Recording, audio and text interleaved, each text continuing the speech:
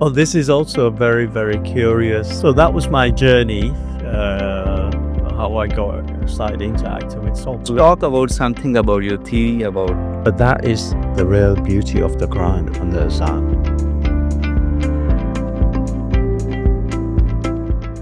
what made you interested in salt. Oh, this is also a very, very curious thief.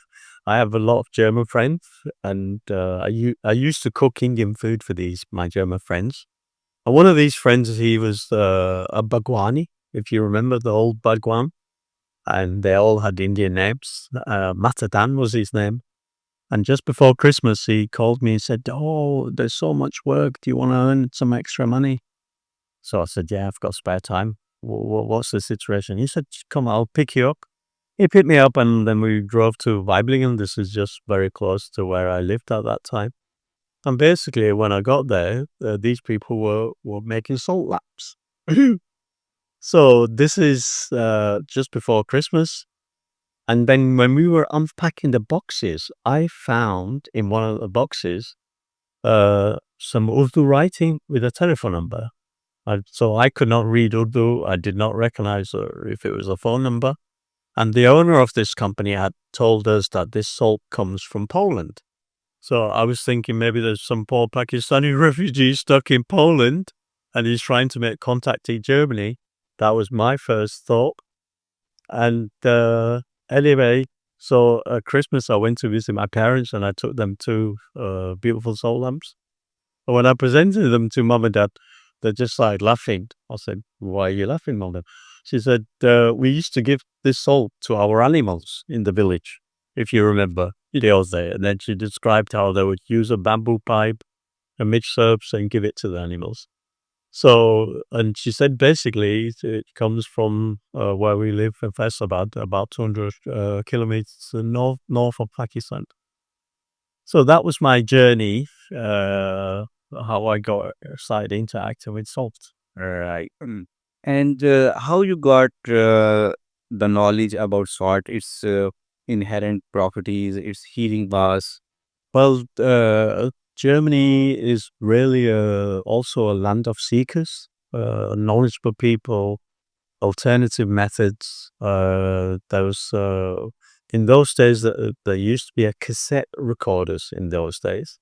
And somebody gave me two cassettes, tied of water and salt.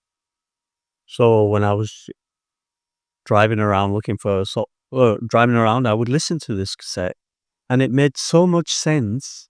It really blew my mind. Well, literally, that salt and water are such powerful elements. And then later on, you realize you gather the knowledge. Basically, our body cells are made out of salt and water.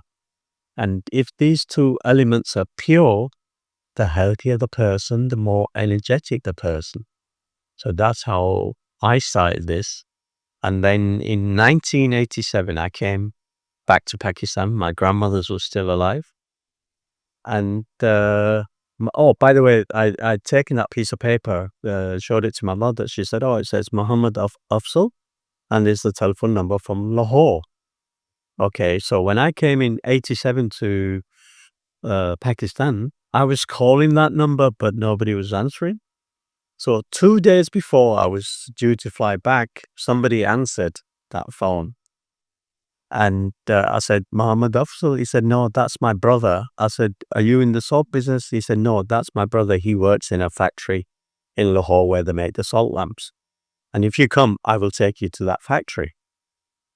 So we came to Lahore with a car and we went to the factory. It was a bicycle factory and the factory was closed. So the young man, he said, "Oh, I can take you to the owner's house."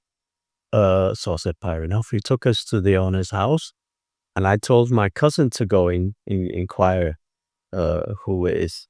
So anyway, my cousin went in, and the guy who opened the door, he said, "Oh, it's not me, it's my brother, uh, Uru."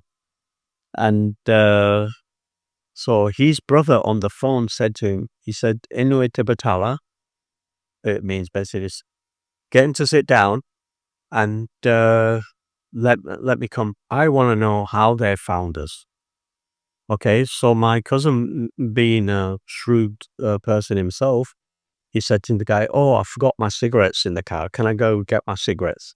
So he came to the car to get his cigarette. He jumped in the car. He said, "But come on, let's drive off. Let's drive off." So we drove off. And then the taxi drivers obviously listened to the whole conversation. He said, "Tusi namulapte pevne? Mele la street there. I'll take you there." So that was again we It was all coincidence. yeah. In those days, I used to think it was coincidence. Now, meanwhile, I'm 65. I think it's divine guidance. And you have to, when you experience things like this, that's when, over a time period, you literally have so much faith in the divine. In Islamic culture, we call it Allah. Other cultures, they have different names. But that's what once you have that trust and faith, so many beautiful things happened. Rizwan, we spoke about this in debate. Do you remember? So my journey has, been highlight. I'm gonna show everybody. I'm getting goose pimples while I'm talking to Rizwan about these things. So what I'm trying to say, there is a divine guidance. I believe in that completely, and I think that's why I'm here. So there's so much to share. Let's talk about something about your theory about healing and role of salt and water and other elements you have discovered along the way. I have discovered a lot, and a lot of the profound information, some information you find in books that automatically when you read it clicks with you. And then a lot of information comes to me through meditation. Some in English, they call it channeling. But I think now I know a lot more about these things. Basically, the human body is like a aerial antenna, and it can pick up the frequencies what you need. So what you are thinking, what you are feeling, that will resonate with you, and that will come back. So this is how I get information. And one of the informations, when I started this whole project, I used to treat people with my little medical unit, frequency medicine. And then I would treat these people till 12, 1 o'clock in the morning. Then I would go to sleep, 2 hours sleep. I would wake up fully energized. I couldn't sleep anymore. So I would go sit on the house roof and just observing the stars. One night I got this information that this salt and this water goes directly. I had images of the human cell and how this holy salt, I call it, is penetrating the cell and changing the cell's frequency. And then instinctively, I used to tell my workers, please clean yourself and please recite the Quran, what you know, or why you're working with the salt. And so that information I did not discover for myself. I got it from a divine source. And with that theory, that's how I would have my soul. Uh, Literally, everything was done from hand, even washing the salt. And then people realized I was in the salt business. Oh, can you sell my salt lamps? And I would get images of people cutting these salt rocks. And I would get images like cutting somebody's limb, cutting somebody's arm. And so I said, no, I'm not going to do in the salt labs Because mechanical process was involved, so that is not just a mechanical, but also spiritually. You are cutting literally with a mechanical force. It's like somebody amputating your leg without any anesthetic. So this is the pain I felt in me for the salt. So I just stuck to edible salt and energy salt.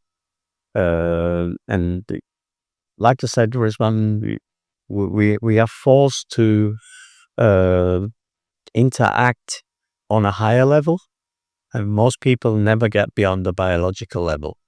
And now the world has changed.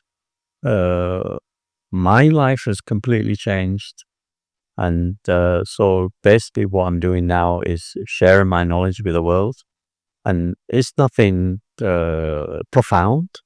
End of the day, it's about that divine love. If you speak to somebody with love, with care, genuine concern, that person can feel it. That's the resonance, what we build. And I've been fortunate. I've met all types of people, but this trip has been really profound. I've only interacted with nice people. So this, for me, is the circle has been completed. Wonderful. Wonderful. Do you have a group of like-minded people who are thinking just like you, and you are collaborating with someone? I have some German friends, super crazy friends, and every conversation is energetic, whether it's on the phone or we visit each other. Uh, just understanding nature, just understanding the energies that are all around us. I give a prime example of a friend who's also very similar to what I do, but he's more advanced in free energy technology because he's an engineer. And basically, he's working on a theory that is not all about explosion, like burning fuel, it's imploding. So he's trying to develop an energy system that implodes, not explodes. So he's well advanced. He came to visit me. So then we go out into the nature. And I took him to a valley where we have the cleanest water where I live. It's called the Hausenbachtal. And we're walking through the stream with these sandals. And then you have horseflies. I don't know if anybody's aware of, but they really sting. They're like wasps. And so we're walking and there's horseflies everywhere.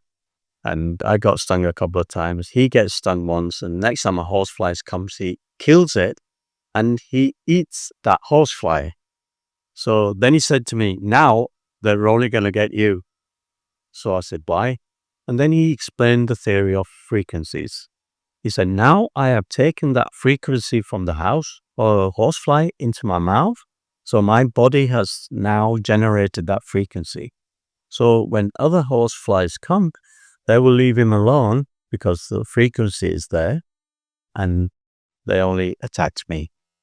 So this is how far we can go, Prime example is mosquitoes.